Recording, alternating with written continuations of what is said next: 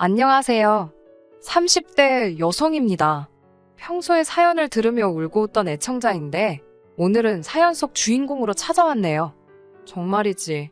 제가 이런 신우를 만나서 이혼까지 하게 될 줄은 몰랐습니다.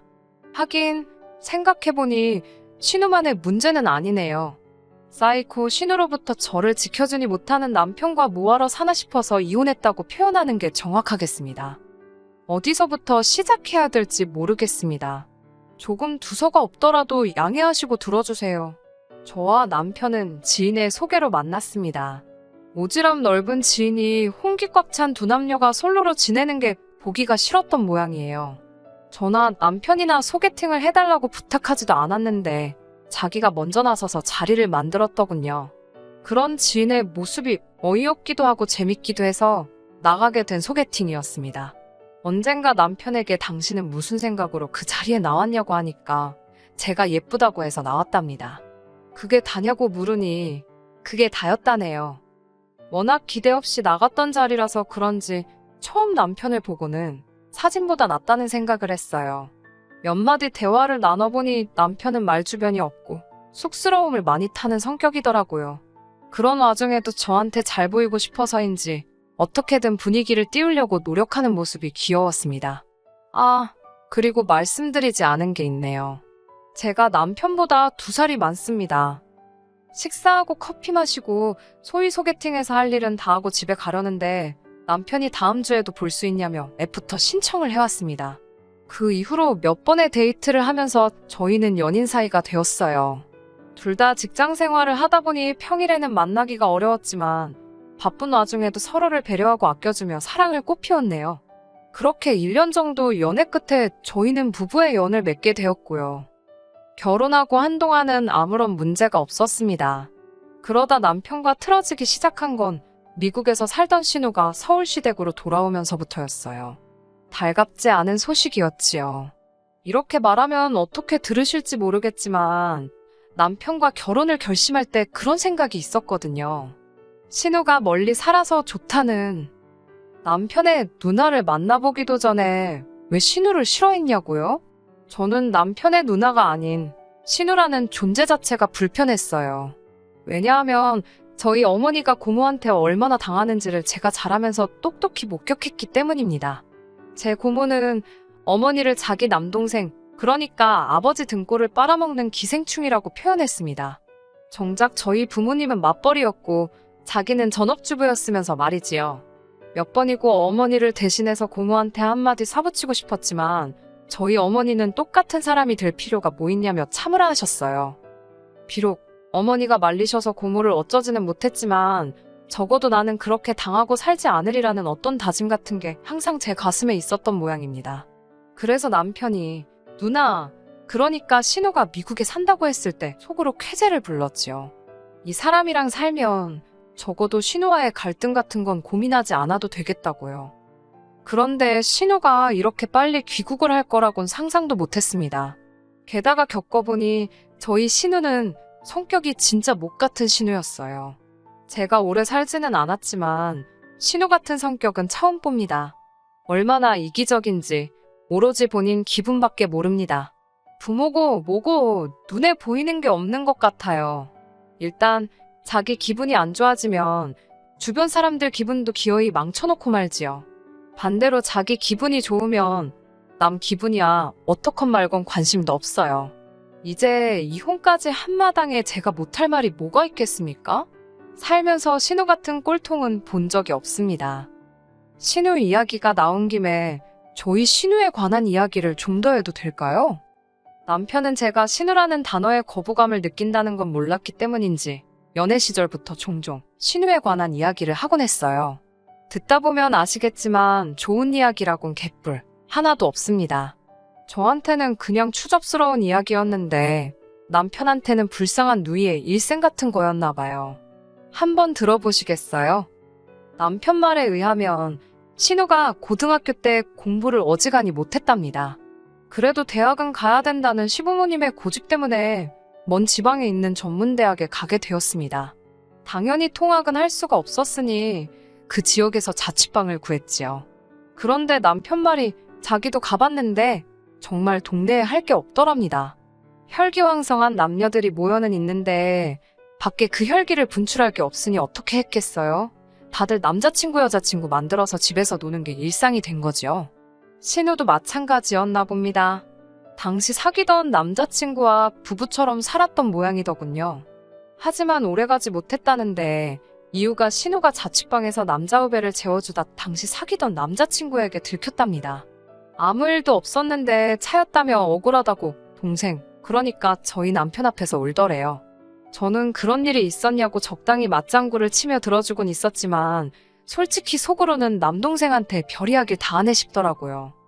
그 이후로 신우가 한동안 페인처럼 살더니 뜬금없이 미국에 가서 살겠다며 어머님 갯돈하고 금부치를 들고 속된 말로 튀었대요. 가족들이 알아챘을 때는 이미 출국한 후였고요. 이후로 반년 가까이 죽었다 살았다 소식도 없다가 연락이 왔답니다. 집에 가고 싶다며 돈 좀 보내달라면서요. 신우가 돌아온다 하자 반가운 마음에 남편이 주식을 팔아 돈을 보냈대요. 하지만 표를 산다던 신우는 그 돈으로 가슴 수술을 받았더랍니다. 그러면서 이제 독수리만 잡으면 된다더래요. 나중에 알고 보니 독수리를 잡는다는 건 시민권자를 꼬셔서 결혼하겠다는 표현이었어요. 남편이나 저나 미국에 대해서는 정말 아무것도 모르는 사람들이었습니다. 하다못해 여행도 안 가봤는데 영주권이며 시민권이며 뭘 알았겠어요. 하도 신우가 청산유수처럼 이야기를 하니까 그 말이 맞는지 확인한답시고 공부 아닌 공부를 하면서 하나씩 알게 된 거지요. 아무튼 그 이후로 신우는 일단 애인이 생겼다 하면 얼마 가지 않아 같이 살기 시작하더라고요. 그러면서 그 남자가 결혼하자고 말해주기만을 기다리는 눈치였습니다. 하지만 남편과 제가 연애를 마치고 결혼식을 올릴 때까지도 그런 남자는 나타나지 않았어요. 그런 와중에 저희가 결혼을 한다니까 신우가 난리가 났습니다. 당시 신우는 5번째 동거 중이었는데 제가 보기에는 이번에도 가망이 없었거든요. 남편도 저와 비슷하게 생각하고 있었고요. 하지만 신우는 이번에는 다르다며 좀만 더 기다리랍니다. 신우는 불법 체류 중이었기 때문에 일단 한국에 나오면 다시 미국에 들어갈 수 없는 처지였거든요. 언제가 될지도 모르는 그 영주권인지 시민권인지가 나올 때까지 저희더러 무조건 기다리라 했습니다. 사실 남편은 신우를 항상 안쓰럽게 생각하는 눈치였어요. 도덕적으로 신우가 사는 방식은 제 입장에선 이해할 수 없었지만 혈육의 입장은 또 다른가 보더라고요. 오죽하면 팔은 안으로 굽는다는 말이 있겠어요. 하지만 다행히 남편은 결혼식을 미룰 생각은 없는 듯 했습니다. 만약 남편이 제 눈치를 살피며 물어라도 봤다면 그 자리에서 파혼하자 했을 거예요. 저희 부모님 또한 그런 이유 때문에 기약 없이 딸을 대기조로 만들 수는 없다며 그럴 거면 차라리 파혼을 하라고 하셨고요. 시부모님은 신우도 자식이고 저희 남편도 자식이라 그런지 중간에서 아무 말씀도 못하고 계셨습니다. 결국 남편이 신우에게 식은 계획대로 올릴 거니까 누나가 올 수 있으면 오고 안 될 것 같으면 무리하지 말라고 그러는 것 같았습니다. 전화기 너머로 잘 들리지는 않았지만 신우가 고래고래 소리를 지르는 것 같았어요. 그래도 남편이 확실하게 정리를 해주니 역시 이 남자랑 결혼하길 잘했다 싶었지요. 그렇게 희망의 끈을 놓지 못하고 있던 신우가 갑자기 다 필요 없다며 한국으로 돌아온 건 저희가 결혼한 지 6개월쯤 됐을 무렵입니다. 무슨 일로 돌아온 건지 묻지도 않았고 신우도 말해주지 않았지만 신우 얼굴 곳곳에 노랗게 남은 멍자국을 보니 상황을 알 것 같았습니다. 신우에 대해 딱히 이렇다 저렇다 할 만큼의 감정도 없던 저였지만 그 멍자국을 봤을 때는 안쓰럽더라고요. 훗날 알게 된 일이지만 이번에도 남자 문제였어요. 그래도 신우는 한국에 돌아온 게 몹시 기쁜 눈치였습니다. 급기야 저희 부부와 시부모님께 자기 귀국 파티를 열어달라고 하더군요. 생각지도 못한 이야기에 좀 당황스럽기는 했지만 그래도 얼마나 좋으면 저럴까 싶어서 그렇게 해주기로 했습니다. 하지만 파티를 하기로 한 날을 며칠 앞두고 저에게 큰 사건이 일어났어요. 제 친할아버지께서 경운기를 운전하시다가 그만 사고로 돌아가셨거든요. 평소에 워낙 정정하셨기에 주변에서들 아흔은 물론이거니와 100살까지도 거뜬히 사시겠다 했는데 그렇게 허망하게 떠나실 줄은 상상하지도 못했습니다. 저뿐만 아니라 저희 친정부모님 그리고 할아버지를 알고 지내시던 모든 사람들이 슬픔에 빠졌지요. 이후로 장례식이다 뭐다 며칠 동안 정신이 하나도 없었네요. 한 달쯤 지났을까? 주말이었습니다. 모처럼의 휴식을 즐기려고 하는데 남편이 무슨 할 말 있는 사람처럼 제 눈치를 살피더라고요. 그러더니 제가 알면 괜히 기분 나쁠까봐 그동안 말을 못했다면서 몹시 곤란한 표정을 지었습니다. 보다 못한 제가 답답해서 무슨 일 때문이냐고 물었더니 화내면 안 된다면서 조심스레 말문을 열더라고요. 저 때문에 신우가 기분이 많이 상했답니다. 요 근래에는 신우랑 연락도 주고받질 않았는데 갑자기 그게 무슨 소리냐니까 귀국 파티인지 뭔지 그 이야기를 꺼내더라고요. 당시 제가 할아버지 일로 마음이 안 좋아 보여서 저를 빼고 남편이랑 시부모님이랑 셋이 그놈의 귀국 파티인지 뭔지를 했답니다. 그런데 신우가 어떻게 아랫사람이 참석을 안 할 수가 있냐며 난리를 쳤나 봐요. 죽은 사람 챙긴다고 살아 돌아오냐면서 막말을 퍼붓더랍니다. 산 사람한테 잘해야 자다가도 떡이 생긴다나 어쩐다나 헛소리를 해댄 모양이에요. 뭐 신우 입이니까 제 앞에서 그런 것도 아니고 본인 내키는 대로 떠들 수야 있지요. 물론 신우가 그런 이야기를 했다는 걸 알게 된 이상 짜증은 났지만요. 하지만 저를 더 짜증나게 했던 건 그 이야기를 전달하는 남편이었어요. 도대체 뜬금없이 그 이야기를 왜 전달하는 건지 납득이 안 됐거든요. 지금 이 얘기를 왜 하는 거냐니까 남편이 또 다시 우물쭈물거리더니 신우 말이 그따위 짓을 했으면 와서 사과를 해야지 사과도 한마디 없다면서 쫓아온다고 난리라는 거예요. 하다못해 향수라도 하나 사들고 오면서 서운하셨냐고 죄송하다고 살갑게 굴면 어디가 덧나냐고요. 그 이야기를 듣는데 진짜 어이가 없어서 웃음이 다 나던걸요. 제도상 자기가 손윗사람인 거야 제가 인정합니다. 하지만 동갑이잖아요. 그러면 정도껏 해야 하지 않나 싶더라고요. 옛날처럼 위아래로 막 5살, 10살 차이도 아닌데 부글부글 끓어오르는 화를 억누르는데 남편이 제 눈치를 살피더니 혹시 괜찮으면 한 번만 신우한테 사과를 해주면 안 되겠냐입니다. 속된 말로 빡친다고 그러지요? 열받는다는 말로도 표현이 안 되네요. 남편 입에서 그딴 소리가 나오니까 분을 삭힐 수가 없더라고요. 난 신우한테 사과할 거 없다고 쫓아오고 싶으면 쫓아오라고 그러라고 아주 머리털을 다 잡아 뜯어놓을 거라고 그랬습니다. 그러자 남편도 심각한 표정으로 진심이냐고 묻더니 일단은 알겠다고 하더군요. 이때 처음으로 남편이 좀 못 믿어왔어요. 솔직히 가뜩이나 신우 불쌍하게 생각하는 것도 마음에 안 드는데 전할 말 안 전할 말 구분도 못하나 싶어서요. 막말로 신우가 그렇게 헛소리를 해대도 자기가 나서서 내 와이프한테 그딴 식으로 말하지 말라고 한 번만 세게 나갔으면 신우도 움찔하지 않았을까요? 남편이 멍청이 마냥 신우가 짓거리는 대로 가만히 들어주고 있으니까 자기가 뭐나 된 줄 알고 그런 막말을 해댄 거겠지요? 남편도 그럼 자기가 듣고 말면 되지 뭐 한다고 그걸 저한테 전달을 하고 사과를 해라 마라 그러는지 답답이도 저런 답답이가 있나 싶던걸요. 그래도 이때만 해도 이혼해야겠다. 이 인간이랑 못 살겠다. 그렇게까지는 생각하지 않았어요. 그냥 남편이 생각보다 눈치가 없고 지 누나를 많이 걱정하는구나. 앞으로 꽤나 불편하겠다. 이런 생각 정도는 했지만요. 다행이라고 해야 할지 남편이 신우에게 제가 언짢아 했다는 소리를 전했는지 쫓아온다던 신우도 한동안 소식이 없었습니다. 하지만 이때만 해도 저 몰래 남편이 신우랑 연락을 주고받고 있었던 거는 몰랐네요. 아무튼 제가 아는 선에서 신우가 더 이상 거론되지 않았으니 남편과 저도 다시 예전처럼 평화로운 일상을 보낼 수 있었습니다. 그 생활이 오래가지 못했지만요. 저는 회사를 다니는 직장인이었고 남편은 시청에서 일하는 공무원이었습니다.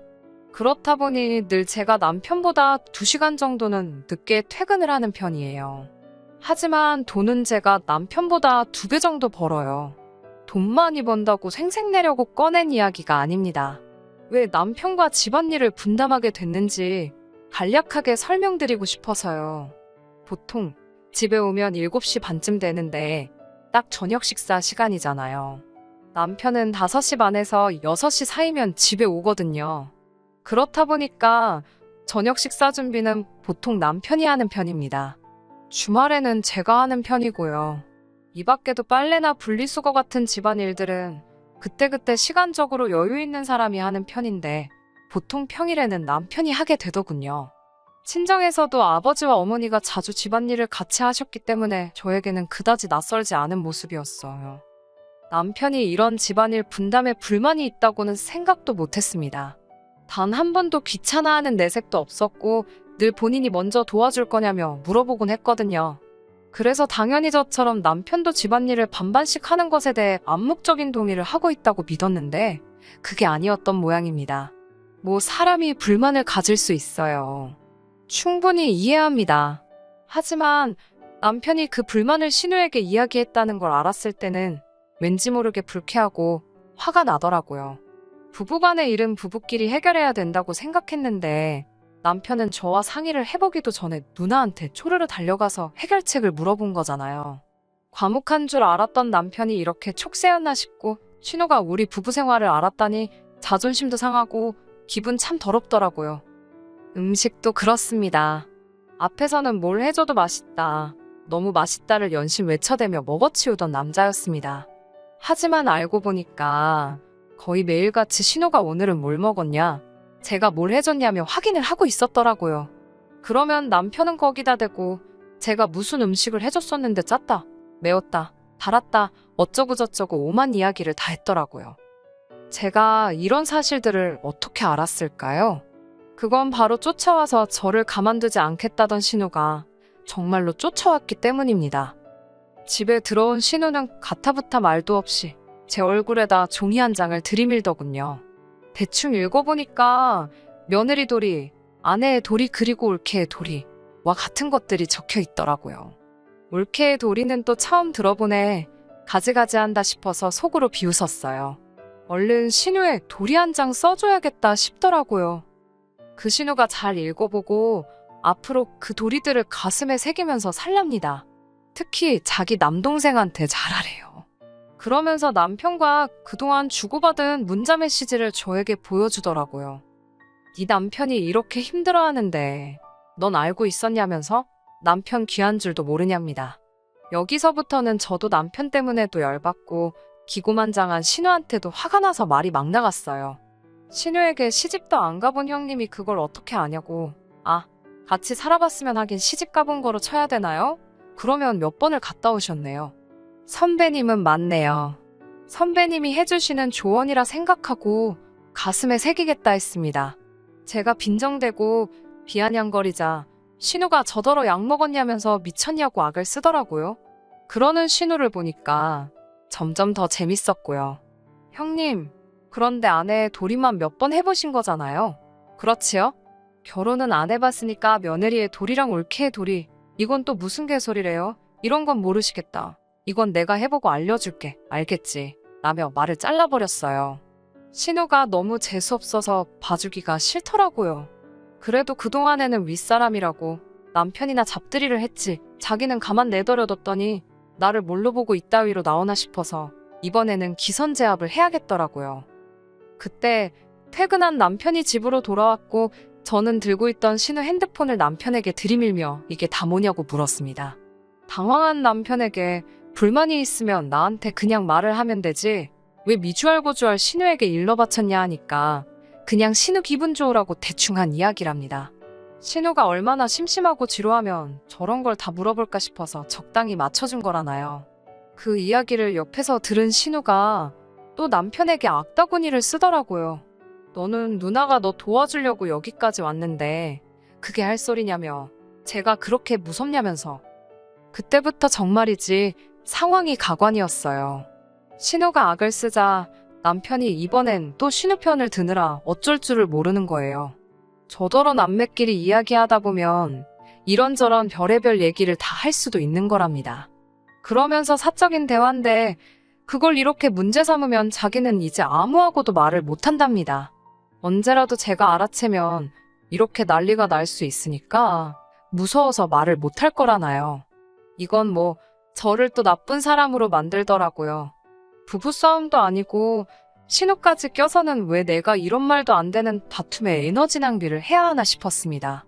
신우든 저든 둘 중 한 명이 납작 엎드리지 않으면 이런 일은 계속 되겠더군요. 결혼 전 분명히 남편에게 제가 시댁하고 갈등이 생기든 어쩌든 무조건 제 편에 서줘야 한다고 박쥐처럼 이쪽 저쪽 붙어서 중재하려 들지 말아달라고 신신당부를 했었는데 그 이야기는 다 잊은 듯 했어요. 남편에게 아내 편에 서달라고 하는 게 큰 부탁인가요? 저는 그렇게 생각하지 않습니다. 설령 큰 부탁이라도 들어준다 했으면 노력은 해야 하는데 남편에게선 그런 희망이 안 보이더라고요. 그래서 결국 남편과 이혼하기로 한 겁니다. 남편은 누나가 아직 짝을 못 만나서 그리고 그동안 힘들게 살아와서 그런 거라는데 그것도 사람이 좀 착하고 안 됐고 해야 마음이 쓰이지 않겠어요? 괜히 잘 살고 있는 동생 부부한테 윗사람이랍시고 한마디 두마디 얹으려니까 이 사단이 난 거지요. 저는 됐다고 그 불쌍한 누나 네가 열심히 챙기고 살라고 했습니다. 네 누나가 지멋대로 살다가 적골난 걸 내가 왜 이해해줘야 되는지 모르겠다고요. 신우한테도 동갑내기로서 충고하는데 인생 그렇게 막 살지 말라고 했습니다. 막말로 남자하고 붙어먹어서 얼마나 연명할 수 있겠냐고요. 기술이라도 좀 배우라면서 너 먹여 살리시는 시부모님이 불쌍하다니까 아주 눈 뒤집고 덤비게 생겼더라고요. 뭐 아무튼 그렇게 한바탕 진탕 싸우고 나서 양쪽 집안 다 난리가 났지요. 신우는 하극상이라며 사과하라고 난리를 쳤지만 이 모든 사태의 원인인 신우의 말에 귀 기울여줄 사람은 없었어요. 남편이란 인간만 그러지 말고 불쌍한 사람이다 생각하고 지 누나 한 번만 봐주고 저더러 화 좀 풀라며 제 속을 긁어놓기는 했지만요. 결국 얼마 전에 남편과 완전히 남남으로 갈라섰습니다. 전세집 보증금이야 제가 마저 살고 나갈 때 깔 것 까고 준다고 했습니다. 보증금에 제 돈이 더 많았고 혼수에 남편 돈이 들어가서 그나마 다행이었어요. 언젠가 한번 시어머니께서 연락을 해오셨어요. 신우를 시댁에서 내보내셨답니다. 보고 있으면 당신 아들 이혼시켰다는 생각이 아무리 딸이라지만 미워서 꼴도 보기 싫으셨다더군요. 그러니까 이제라도 다시 당신 아들과 합치면 안 되냐입니다. 당연히 정중히 거절했지요. 우습게도 얼마 지나지 않아 남편과 신우가 같이 산다는 소식을 들었네요. 뭐 더러운 상상은 하기도 싫습니다. 그 정도는 아니겠지요. 끝까지 들어주셔서 감사합니다. 오늘의 사연은 여기까지입니다. 구독과 좋아요, 알람 설정 부탁드리고 더 좋은 사연으로 다시 찾아뵙겠습니다. 감사합니다.